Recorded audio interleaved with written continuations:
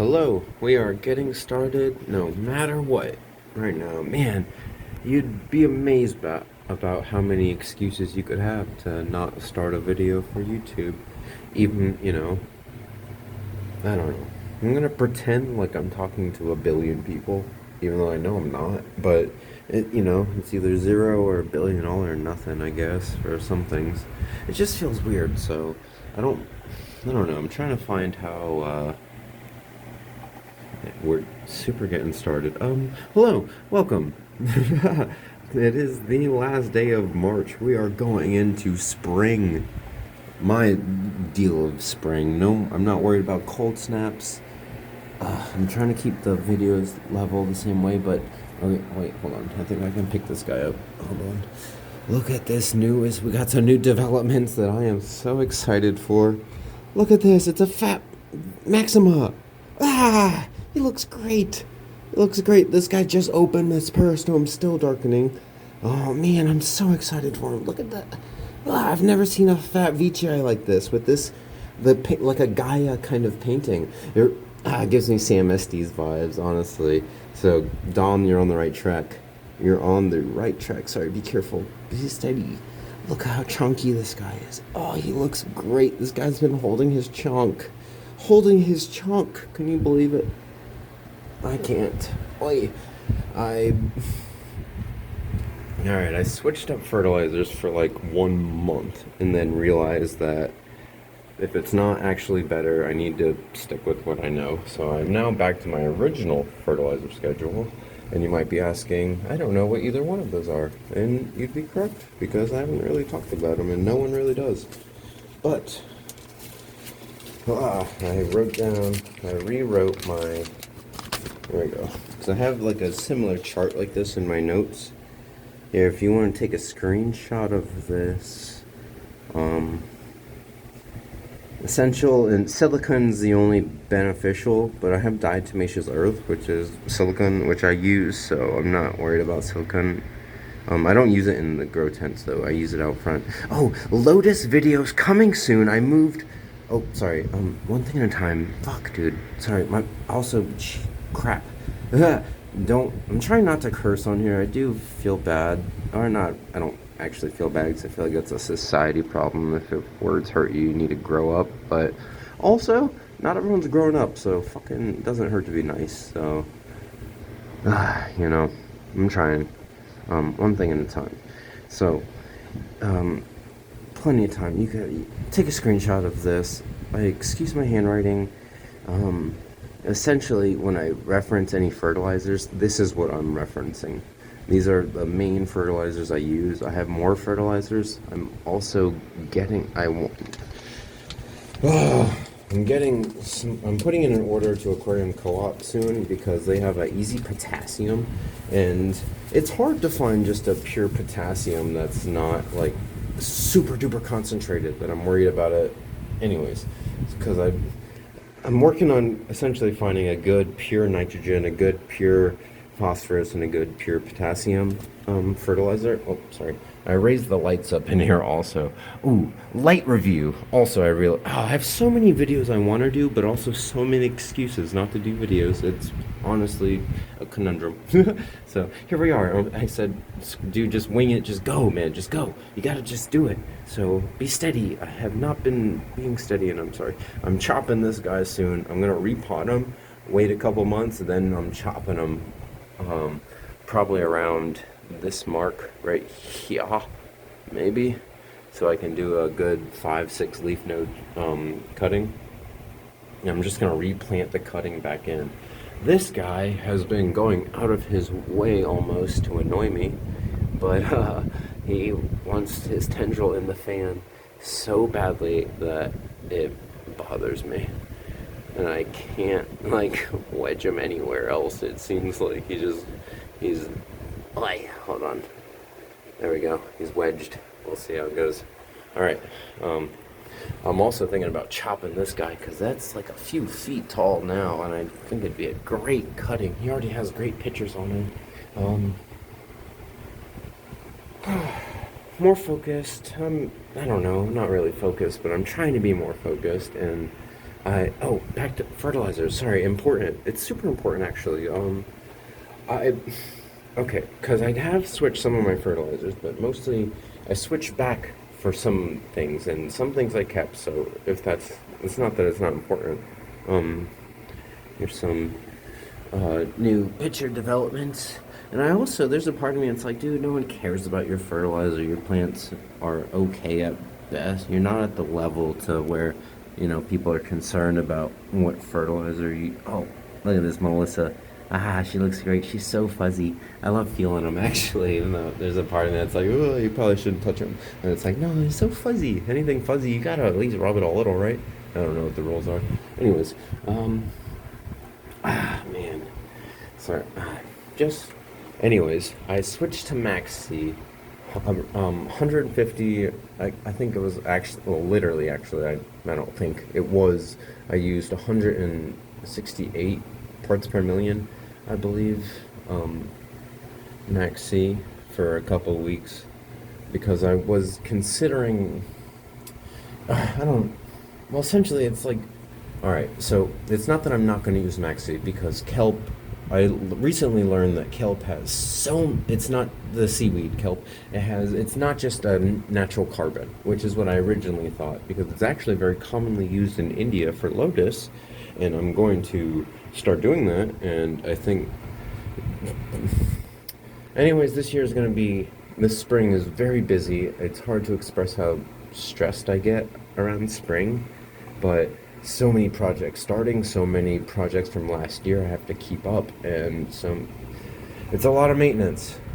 Also, look at this guy.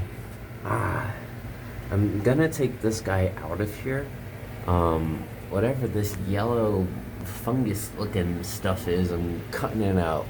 I'm gonna cut it off of him and figure out. I gotta research that more because it also occurs on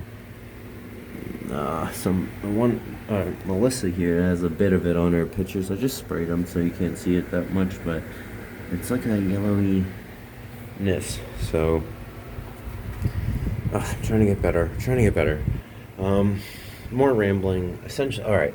So now I'm back to my normal fertilizer, which is what's been working for me, and I have a hard time keeping to hard time not changing things, so I have to set like rules for changing things, and it's essentially why you can't just change things for no reason. So it has to be a valid reason, and I think I'm gonna intermit, maybe. Son of a bitch, dude! I broke a sprayer earlier. And I just realized now what broke. This part broke off of it on the handle, and it stabbed into this leaf. It was stabbed perfectly right into this leaf. It has an indent in the hole in the leaf. There's a hole in the leaf. Jesus, dude. Anyways, like so many unforeseen things you would never expect to happen. It's like, okay, so that happened. Pay attention. It might be nothing. It might kill the leaf. Hopefully it doesn't kill the whole plant. I doubt it, but it's like, God, dude. Can't. Anyways, be careful. Oh, things are always so many unexpected things. It's actually incredible to me. I was gonna chop this dude live, or not live, but like on camera. But it's like, oh no. The same reason I don't do unboxings. But back to fertilizer. Focus, dude. All right.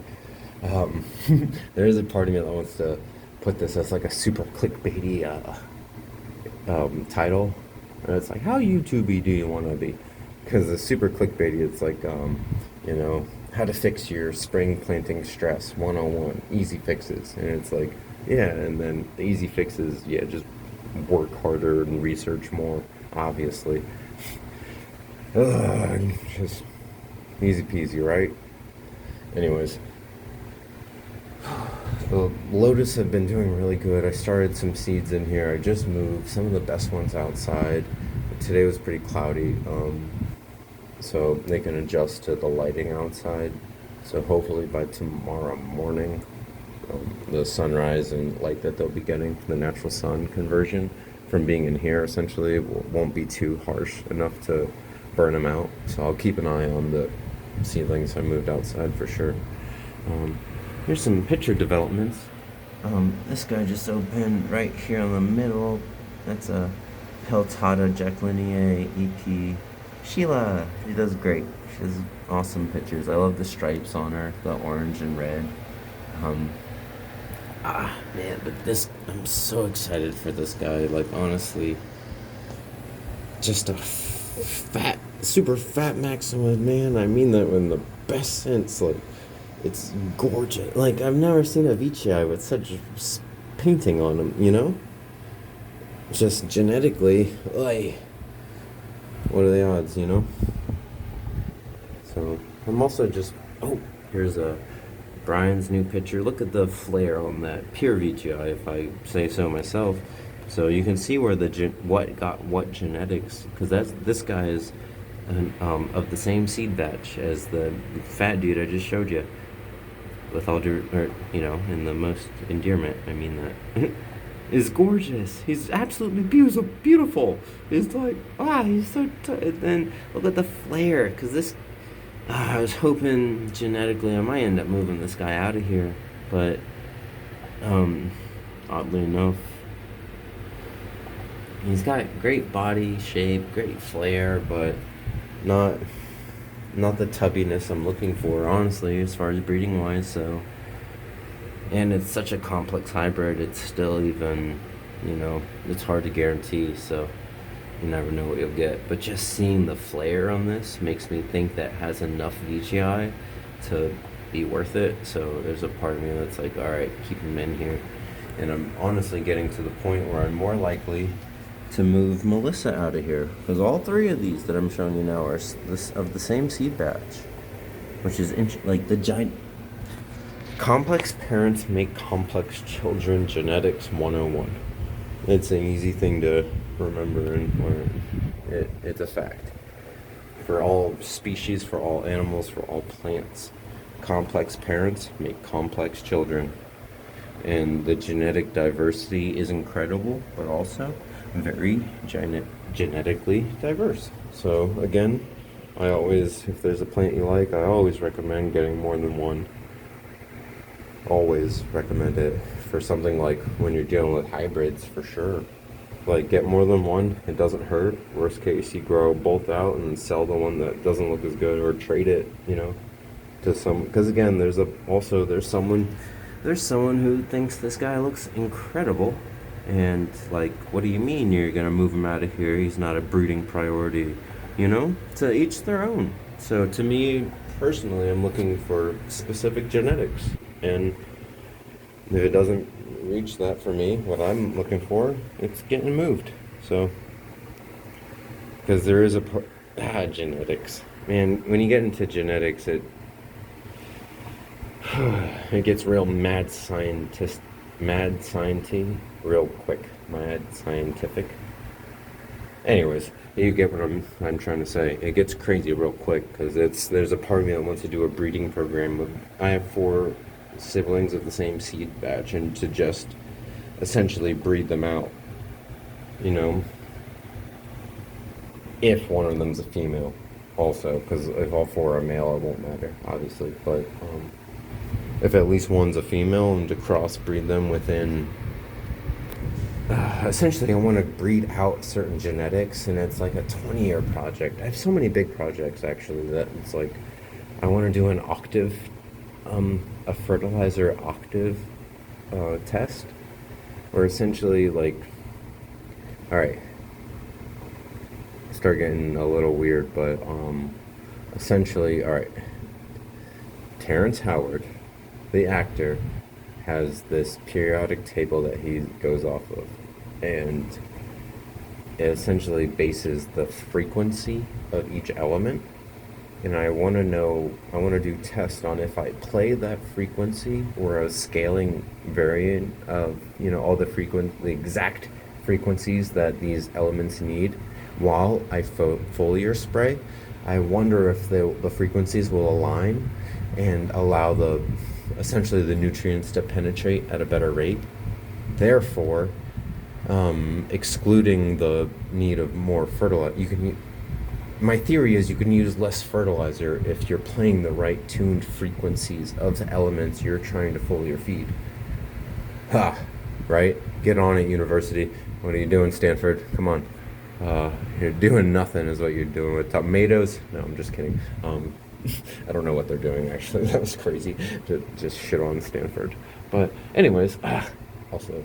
But yeah, so I've been looking into that, and because seeing the periodic table he showed, it really, with the frequencies, it's like, oh, why would I not play that? And it's like, when you see like tuning fork, resonance videos and stuff, it's like, man, I wonder if that happens at like an atomic level for these nutrients, and I wonder if it would penetrate the leaf better, you know? So the cost of a speaker playing in your greenhouse is cheaper than the cost of fertilizer. I know that much. So I don't know, just something I really been thinking about. But just just update on the tent. I want to do more videos in here, but part of me is like, man, just do them, I'll ramble. I try and keep my ramblings plant related. So we'll see. This guy's doing good. But yeah, otherwise, I will see y'all when I see ya later.